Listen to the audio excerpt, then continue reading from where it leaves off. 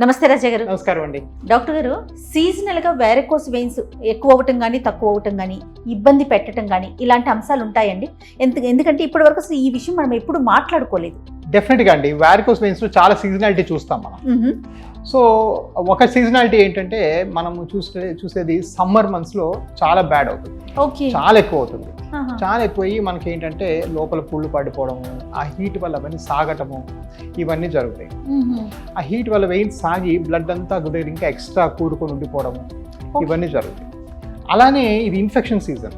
ఇప్పుడు for example rainy season లో మనకు రకరకాల బ్యాక్టీరియాలు, వైరస్లు అన్నీ ఉంటాయి. అవునండి. సో అలాంటప్పుడు ఏంటంటే ఈ బాడీలో ఇన్ఫెక్షన్ టెండెన్సీ పెరుగుతుంది.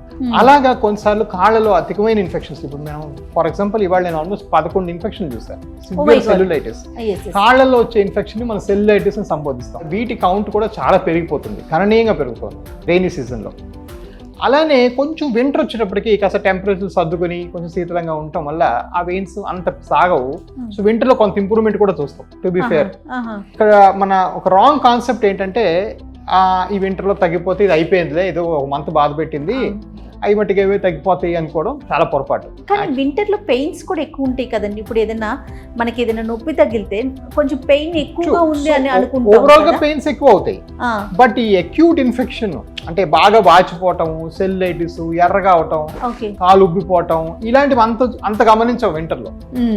అందువల్ల చాలా మంది ఏమనుకుంటారంటే యాక్చువల్గా సమ్మర్ లో చూపించుకొని మేము ఏదో వింటర్ సమ్మర్ లో చేయించుకుంటాం ఆపరేషన్. కొంతమంది ఏముందిలే అంతేం పెరగలేదు, if anything I'm feeling better అని కూడా ఆపేసిన సందర్భాలు చాలా చూసాం. ఓకే. సో ఒక్కసారి వారికోస్ ఫామ్ అయినాక ఇవి కొంతవరకు 5-10% వేరియన్సెస్ అంతే.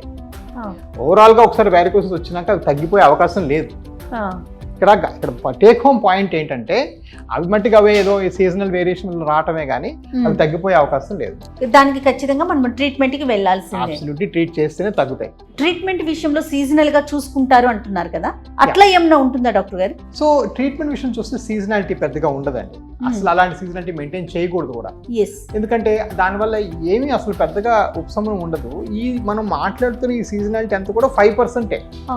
95% లోపలైతే సర్క్యులేషన్ ఫెయిల్ అయిపోయి కుళ్ళిపోతుందో, బాడీ చెడిపోతుందో అది అనేది మారదు. ఓకే. సో ట్రీట్మెంట్ అనేది ఇమీడియట్ గా జరగాలి, ఇమీడియట్ గా చేసుకోవాలి. As soon as we notice the problem చేసుకోవాలి. Okay okay. అది కూడా ఎక్స్పర్ట్స్ దగ్గరికి వెళ్ళి చేయించుకోవటం. ఎందుకంటే మనం number of hospitals, number of doctors ని చూస్తూ ఉన్నాము. ఎక్కడికి వెళ్ళాలి అనే ఒక కన్ఫ్యూజన్ కూడా మనకి ఆడియన్స్ లో కనిపిస్తూ ఉంటుంది, పేషెంట్స్ లో ముఖ్యంగా. ఎలా చూస్ చేసుకోవాలంటారు? ఇది చాలా మంచి క్వశ్చన్ అడిగారండి. ఎప్పుడు కూడా నాకు పేషెంట్స్ కూడా అడుగుతుంటారు, మరి మీ బ్యాక్గ్రౌండ్ ఏంటి డాక్టర్ గారు, మీరు ఇంటర్నేషనల్ రేడియాలజీ అన్నారు. కొంతమంది ఏమో like one of the biggest surgeons, vascular doctor in India, ఆయన పేరు షోయబ్ పడారియా, ఆయన కార్డియాలజిస్ట్. Oh my God. వేరేజ్ మనకు తెలిసిన కొంతమంది వాస్కులర్ సర్జన్స్ కూడా ఉన్నారు. సో అమెరికాలో మనం చూసామంటే ఈ వారికోస్ వెయిన్స్ చేసే వాళ్ళ సంఖ్య 100 మంది డాక్టర్లు అంటే అందులో 35 మంది వాస్కులర్ ఇంటర్వెన్షన్ రేడియాలజిస్ట్ నాలాంటి వాళ్ళు. ఓకే. ఒక 32 మంది కార్డియాలజిస్టులు, ఒక 35 మంది వాస్కులర్ సర్జన్స్. సో 1/3 విభజించబడింది. So what is the common thing అంటే మేము ముగ్గురం కూడా రక్తనాళాల సమస్యల్ని హ్యాండిల్ చేయగలము. సో ఎవరైతే రక్తనాళాల సమస్యలు, కార్డియాలజిస్ట్ గుండెల రక్తాలను బాగు చేస్తాడు, వాస్కులర్ సర్జన్ రక్తనాళాలను బాగు చేస్తాడు, వాస్కులర్ ఇంటర్వెన్షన్ రేడియాలజిస్ట్ కూడా రక్తనాళాలను బాగు చేస్తాడు. సో ఎవరైతే మరి మీకు రక్తనాళాలను బాగు చేసే కెపాసిటీ ఉంటుందో వాళ్ళే పర్ఫెక్ట్ డాక్టర్స్. మరి వాళ్ళు ఎవరు మీకు పర్ఫెక్ట్ అంటే దానిలో మోస్ట్ ఇంపార్టెంట్ మనం గమనించాల్సింది ఎక్స్పీరియన్స్. ఫర్ ఎగ్జాంపుల్ నేను అనుకోండి, నేను ఓన్లీ వాస్కులర్ ఇంటర్వెన్షన్స్ చేస్తాను, పైపెచ్చు అందులో ఓన్లీ వారికోస్ వెయిన్స్ ఎక్కువ చేస్తాను. అది డిఫరెంట్ కంపేర్ టు కార్డియాలజికల్. పొద్దున హార్ట్ సర్జరీ, సాయంకాలం వెరికోస్ చేయడం వేరు. ఒక వాస్కులర్ సర్జన్ బ్రెయిన్ బైపాస్ చేసి నెక్స్ట్ డే వెరికోస్ వెయిన్స్ చేయడం వేరు. ఎందుకంటే ఇది ఒక ఎక్స్ట్రీమ్లీ కాంప్లికేటెడ్ సైన్స్. దీని మీద డీప్ అండర్స్టాండింగ్ ఉండి ఇదే ఒక ఫీల్డ్ గా మనం ప్రాక్టీస్ చేస్తేనే ప్రాక్టీస్ చేయగలం. ఇది అన్ని విధాలుగా నిజమైపోతుంది. ఇప్పుడు ఆర్థోపెడిక్స్ ఉందనుకోండి, న్యూరో సర్జరీ ఉందనుకోండి, అందులో స్పైన్ సర్జన్ కూడా స్పైనే చేస్తున్నాడు. ఇప్పుడు ఆయన బ్రెయిన్ ఆపరేషన్ మానేశాడు. అదే విధంగా ఆర్థోపెడిక్ వాళ్ళు ఎవరైతే స్పైన్ చేస్తున్నారో వాళ్ళు స్పైనే చేస్తున్నారు. సో డిపార్ట్మెంట్ వైజ్ గా మనకి అవైలబిలిటీ అనేది పెరిగింది. అలా పెరిగినప్పుడు ఈ extreme complexity of care handle చేయడానికి అదొక్కటే చేసి దానిలో డీప్ ఎక్స్పర్టైజ్ ఉన్న వాళ్ళే మీరు అడిగిన క్వశ్చన్ ఎవరి దగ్గర వెళ్ళాలి అంటే ఎక్స్పీరియన్స్ ఉన్న దగ్గరికి వెళ్ళాలి.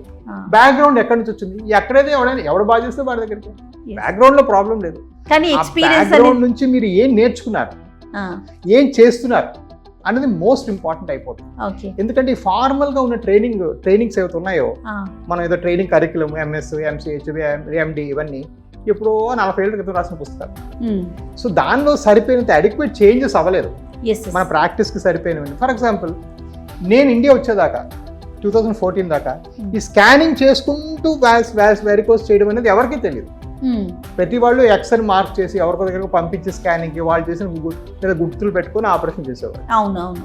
ఫస్ట్ అది రివల్యూషన్ చేసింది నేనే 2014లో. లేదయ్యా మీరు ఎక్కడికి బయటికి స్కాన్కి వెళ్ళక్కర్లేదు, ఆ స్కాన్ ఏదో నేనే చూపించి నేనే ఆపరేషన్ అదే మిషన్ వాడుకుంటూ చేస్తానంటే అది రివల్యూషనరీ. అలా మొదలెట్టింది. ఈ రోజు నాకు సంవత్సరానికి 5,000 ఆపరేషన్లు అవుతున్నాయి, ఇండియాలో హైయెస్ట్. సో ఈ రివల్యూషన్ తేడం కారణం ఏంటంటే నా రేడియాలజీ బ్యాక్గ్రౌండ్. నాకు స్కానింగ్ లో అంత డీప్ నాలెడ్జ్ ఉండటం వల్లే I could bring it. So background ఎట్టైనా పర్లేదండి, మీరు ఆ బ్యాక్గ్రౌండ్ వాడుకుంటూ పేషెంట్ కి సొల్యూషన్ ఎలా ఇస్తారు అనేది మోస్ట్ ఇంపార్టెంట్ పాయింట్. దానితో ఇప్పుడు మీరు అన్నట్లుగా చదువుకున్నది ఓకే, కానీ ఇప్పుడున్న టెక్నాలజీని మనం పేషెంట్స్ కి ఇవ్వగలగాలి. మనం ఏవేసి హాస్పిటల్ కనుక చూసుకుంటే మంచి లేటెస్ట్ మిషనరీ మొత్తం కనిపిస్తూ ఉంటుందండి. ఎప్పటికప్పుడు ఎవ్రీ మంత్ నేను వచ్చిన ప్రతిసారి కూడా మనం కొత్త కొత్త మిషన్స్ ని పరిచయం చేస్తూ ఉంటాం. దాని మీద మీ ఇంట్రెస్ట్ ఎక్కువగా కనిపిస్తూ ఉంటుంది డాక్టర్ గారు. అబ్సల్యూట్లీ అండి, అది is very close to my heart. నేను ఏంటంటే అందరూ ఏదో వస్తువులు, కార్లు, నగలు అలా కొంటున్నట్టు నాకు ఈ మిషన్ ఇష్టం. ప్రతి 3 నెలలకు ఒకసారి నేను అమెరికా ఫారెన్ కంట్రీకి వెళ్ళిపోతాను. నా ప్రాబ్లం నేను వచ్చిన దగ్గర నుంచి ఇప్పటిదాకా కూడా అసలు వీనస్ కేర్ లో మన స్టాండర్డ్ ఇండియాలో ఎవరు లేరు. హైయెస్ట్ ఉన్నాం. హైయెస్ట్ ఉన్నప్పుడు మరి ఒక ప్రాబ్లం ఏంటంటే మనకి కొంచెం కాంప్లెసెన్స్ వచ్చేస్తుంది. మనకు మించిన ఎవడున్నాడులే, మనం 10 ఏళ్ళు కామ్గా కూర్చుని అయిపోతుంది. నాకు అది చాలా భయం. అలాంటి కాంప్లెసెన్స్ రాకూడదు, అలాంటి గర్వం రాకూడదు. We should very humble and very foolish. We should be very humble and very foolish. అది నా లైఫ్ మోటో. కాబట్టి నేను 2-3 నెలలకు ఒకసారి ఏదో బ్రెజిల్లో, యుఎస్లో కూడా లేని ట్రీట్మెంట్ బ్రెజిల్లో ఉన్నాయి. వాళ్ళు కాస్మెటిక్లీ కాన్షియస్. కొంచెం వేడి దేశం, బాగా పాష్ కంట్రీ, అందరూ కాస్మెటిక్ అందంగా ఉండాలి లెగ్స్ వాళ్ళకి. చాలా they maintain a very high impression. అందుకని ఆ బ్యూటిఫికేషన్ కోసం ఆ ఎర్లీ వెరికోస్ వెయిన్స్ ట్రీట్మెంట్ అయితే ఉందో ఆ మాడ్యూల్ అంతా నేను బ్రెజిల్ నుంచి దింపాను. అమెరికా లేదు అది. మెయిన్ అంటే హాఫ్ ఆఫ్ అమెరికా చల్లగా ఉంటుంది, పొడుగు దుస్తులు వేసుకుంటారు. సెకండ్ హాఫ్ అమెరికాలో ఇన్సూరెన్స్ లేకపోతే ఎవరు ట్రీట్మెంట్ చేసుకోరు. ఈ కాస్మెటిక్ ట్రీట్మెంట్కి ఇన్సూరెన్స్ కవర్ చేయరు. కాబట్టి నేను ఇన్సూరెన్స్ లేని కంట్రీ ఏదో బ్రెజిల్ ఎత్తుకుని అక్కడికి వెళ్ళి 2 వారాలు ఉండొచ్చాను. వాళ్ళ దగ్గర ఉన్న ప్రతి మిషన్ రాత్రి ఇంపోర్ట్ చేశాను. అసలు ఇంపోర్ట్ ఎంత కష్టమైందో 2.5 నెలలు పట్టింది ఒక మిషన్ తేడా. బొంబాయిలో స్టక్. వాళ్ళకి తెలియదు ఇది మిషన్ ఇండియాలో ఎందుకు వస్తుందంటే ఈ పర్పస్ అంటే ఈ పర్పస్ లేదే మా బుక్ లో అంటాడు. మళ్ళీ సెంట్రల్ గవర్నమెంట్ పర్మిషన్ తెచ్చుకొని మీరు తెప్పించాం.